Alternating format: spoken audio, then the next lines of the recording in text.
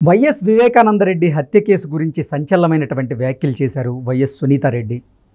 Kadapa MP స్థానంలో గెలిచేందుకే అవినాష్ రెడ్డి తన తండ్రిని హత్య చేయించారని, తన తండ్రి హత్యను కూడా సానుభూతిగా వాడుకొని అవినాష్ రెడ్డి అక్కడ గెలిచాడని, అటువంటి హంతకుణ్ణి జగన్మోహన్ రెడ్డి పక్కన కూర్చోబెట్టి అతనికి సీట్ ఇవ్వడమే కాకుండా అతన్ని గెలిపించమని అడగడం సిగ్గుచేటు అంటూ సంచలనమైనటువంటి వ్యాఖ్యలు చేస్తూనే, కోర్టులలో మా నాన్న కేసుకి సంబంధించినటువంటి న్యాయం జరగడం ఆలస్యమైంది, అందుకే నేను ప్రజా కోర్టులోకి వచ్చాను, ఎట్టి పరిస్థితుల్లో వైసీపీకి ఓటు వేయకండి, ఓటు వేసి అటువంటి హత్య చేసేవారిని గెలిపించకండి అంటూ కూడా ఆవిడ ప్రజలను కోరినటువంటి నేపథ్యంలో ఈ అంశానికి సంబంధించి మనతో మాట్లాడేందుకు ప్రముఖ రాజకీయ విశ్లేషకులు రాజేష్ అప్పసాని గారు మనతో ఉన్నారు. సార్తో మాట్లాడదు. సార్ నమస్తే సార్.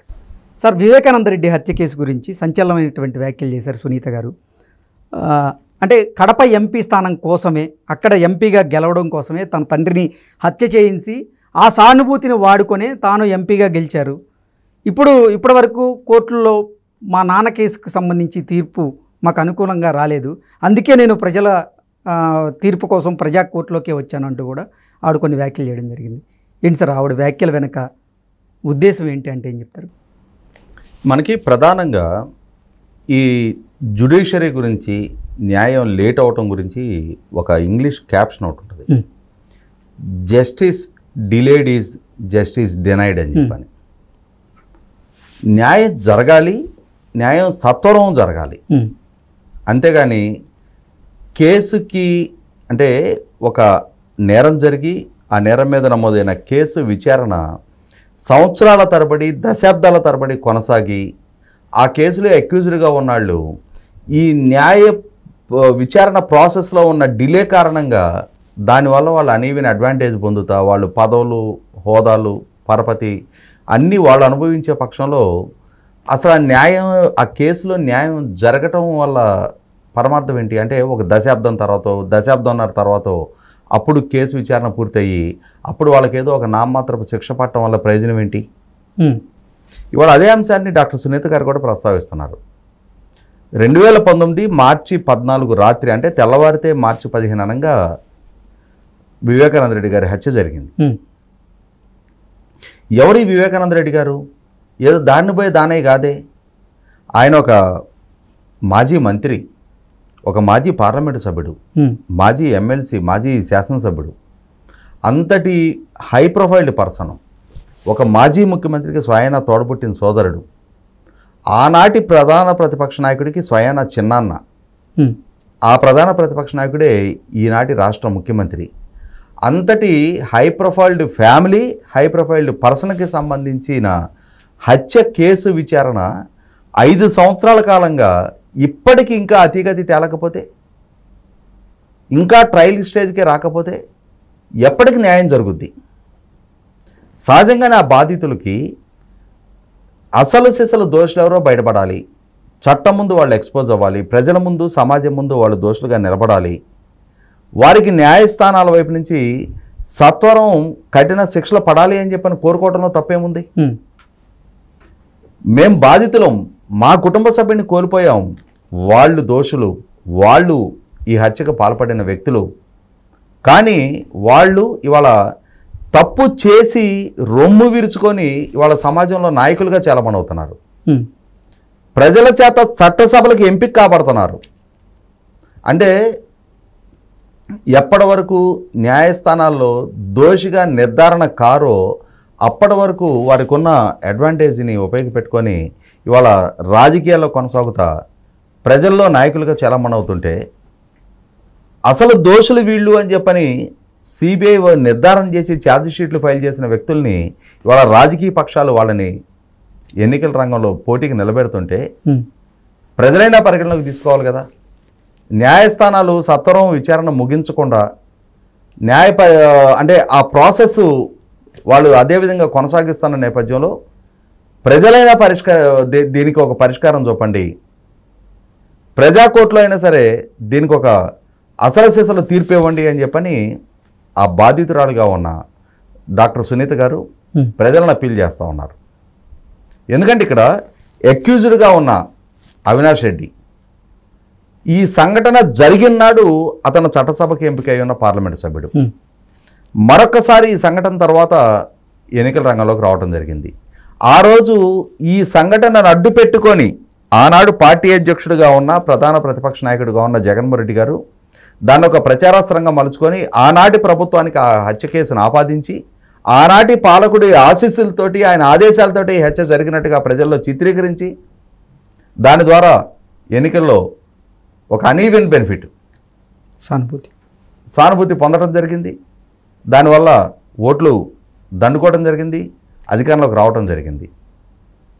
ఇవాళ ఆయన పాలకుడు 5 సంవత్సరాలకి ఈ రాష్ట్రంలో సర్వసహా అధికారాలు ఉన్న ముఖ్యమంత్రి అయినా సరే ఆయన హయాంలోనే విచారణకు ప్రతిబంధకాలు సృష్టించడం, విచారణలో సూత్రధారులు వీళ్ళు అని చెప్పని సిబిఐ ఎవరినైతే నిర్ధారణ చేసిందో వాళ్ళని అమాయకులుగా చిత్రీకరిస్తూ సిబిఐ అధికారులకి ప్రతిబంధకాలు కల్పిస్తూ ఎన్ని రకాల అవాంతరాలు ప్రభుత్వం వైపు నుంచి కల్పిస్తున్నది ప్రజలకు స్పష్టమవుతా ఉన్న నేపథ్యంలో ఇటువంటి వ్యక్తుల్ని ప్రజాక్షేత్రంలో అభ్యర్థులుగా జగన్మోహన్ రెడ్డి గారు పోటీకి నిలబెడుతున్నారు.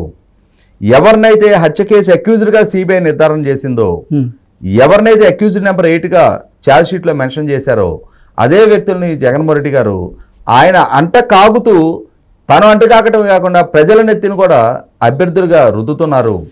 ఇటువంటి వ్యక్తుల్ని చట్టసభలకు ఎంపిక చేయొద్దు, వారిని ఓడిద్దాం. వారినే కాదు అటువంటి వారికి వారితోటి అంటగాగుతున్నా ప్రోత్సహిస్తున్నా అటువంటి వాళ్ళని పెంచి పోషిస్తున్నా జగన్మోహన్ రెడ్డి గారిని కూడా ఓడిద్దామని చెప్పని డాక్టర్ సునీత గారు కంకణబద్దులై ఇవాళ ప్రచారం చేస్తూ ఉన్నారు. ఇవాళ అదే అవినాష్ రెడ్డికి వ్యతిరేకంగా అభ్యర్థిగా పోటీ చేస్తున్న శర్మ గారికి డాక్టర్ సునీత గారు మద్దతు తెలుపుతూ ఉన్నారు. నిన్నటి నుంచి బాహాటంగా ప్రచారం చేస్తూ ఉన్నారు. ఈరోజు ప్రెస్ క్లబ్లో పవర్ పాయింట్ ప్రజెంటేషన్ కూడా ఇవ్వడం జరిగింది. ఆ కేసుకు సంబంధించిన వాస్తవాలు, ఆ సీక్వెన్సెస్ మొత్తాన్ని మెన్షన్ చేస్తూ. అంటే ఇక్కడ అర్థమవుతున్నది ఏంటి, డాక్టర్ సునీత గారు రాజీ లేని పోరాట ధోరణి ఎంచుకుంటూ ఉన్నారు. ఆమె ఈరోజు ఇంకొక కఠినమైన వ్యాఖ్య కూడా చేయడం జరిగింది. ప్రతీకారమే తీర్చుకోవాలి అనుకుంటే నేను కడపకెళ్ళి అవినాష్ రెడ్డిని నరికేసి ఉండేదాన్ని, హత్యకు హత్యే జవాబు అనుకున్నట్టయితే నేను ఆ పందా ఎంచుకునేదాన్ని. నేను విఘ్నత కలిగిన బాధ్యత కలిగిన పౌరురాలుగా చట్టం ద్వారా శిక్ష పడాలని చెప్పని కోరుకుంటున్నా నేను. కాబట్టే నేను చట్టబద్ధంగా ప్రజాకోర్టులో పోరాటం చేస్తున్నా. చట్టపరమైన శిక్షకి గురి కావాలి బాధ్యులు అని చెప్పని నేను ఇప్పటికీ ఆశిస్తున్నా.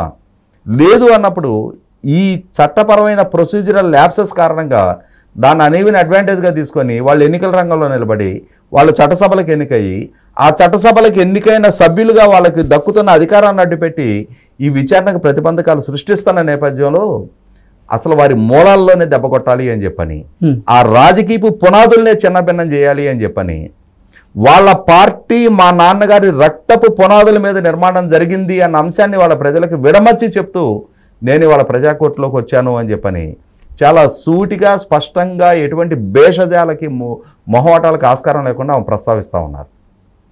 ఇవాళ ఆమె ఆ బాల్ కడప ప్రజల కోర్టులో విసిరారు. ఆ కడప ప్రజల విఘ్నతకి పరీక్ష పెట్టారు. అంటే ఒక హత్య కేసు అక్యూజ్డ్ని ఎంపిక చేసుకుంటారా, లేదు ప్రశ్నిస్తున్న మా మీద అంటే మమ్మల్ని సానుభూతిగా చూపించి ఒకరోజు రాజకీయంగా పబ్బం గడుపుకున్న జగన్మోహన్ రెడ్డి గారికి అండగా ఉంటారా, లేదు అదే జగన్మోహన్ రెడ్డి గారి మీద రాజీ లేని పోరాటం పందాయించుకుంటున్నా షర్మిల గారినైనా నన్నైనా మాకు అండగా నిలబడతారా? మేము ఇదే రాయలసీమ బిడ్డలం, ఇదే వైఎస్ కుటుంబ సభ్యులం, ఇదే కడప బిడ్డలం, ఈ కడప గడ్డ మీద నుంచే మేము ప్రస్తావిస్తున్నాం, మేము ప్రశ్నిస్తున్నాం అని చెప్పిన ఆమె ఈరోజు ప్రెస్ మీట్ ద్వారా లేవనెత్తిన సమస్యలు, ప్రశ్నలు ఖచ్చితంగా వైసీపీ పార్టీలో ఒడుగు పుట్టించడం ఖాయం.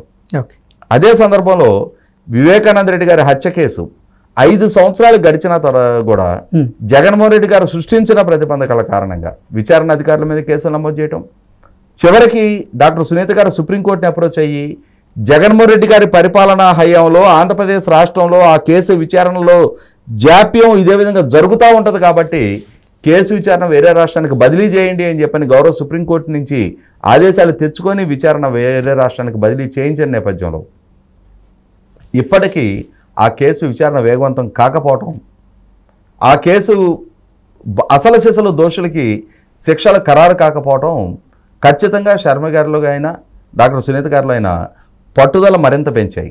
ఆ పట్టుదల పెంచిన నేపథ్యంలోనే ఎక్కడైతే అవినాష్ రెడ్డి పోటీ చేస్తున్నాడో ఆ అవినాష్ రెడ్డి అభ్యర్థిత్వాన్ని సవాల్ చేస్తూ, ఎందుకు అనంటే ఈ అవినాష్ రెడ్డి వల్లే మా నాన్నగారి హత్య జరిగింది అని చెప్పి నేను భావిస్తాను నేపథ్యంలో శర్మ గారికి మనస్ఫూర్తిగా మద్దతు తెలుపుతా, ఆమె తరపున ప్రచారంలో కూడా పాల్గొంటా. అవినాష్ రెడ్డిని ఓడించండి, జగన్మోహన్ రెడ్డిని ఓడించండి, న్యాయాన్ని గెలిపించండి, వివేకానంద రెడ్డి గారి హత్య కేసులో అసలు సిసలు దోషులకి శిక్షలకు గురి కావాల్సిన అవసరాన్ని గుర్తించండి అని చెప్పని ఆమె గొంతెత్తి ఇవాళ నినదిస్తున్న తీరు ఖచ్చితంగా కడప ప్రజల్లో ఆలోచన రేకెత్తిస్తుంది. పులివెందుల ప్రజల్లో రియలైజ్ అవుతున్నారు ఎవరిని ఎంపిక చేసుకోవాలి.